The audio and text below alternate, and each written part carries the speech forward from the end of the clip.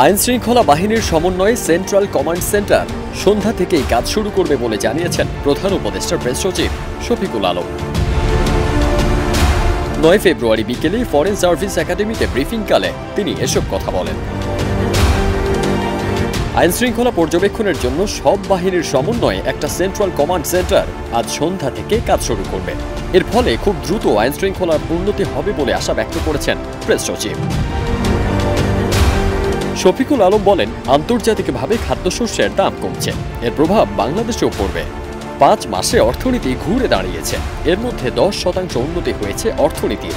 আগামী জুলাই মাসে মূল্যস্ফীতি 7% কমে আসবে বলে আশা করি। রমজান মাসে মূল্যস্ফীতির চাপ বাড়বে না।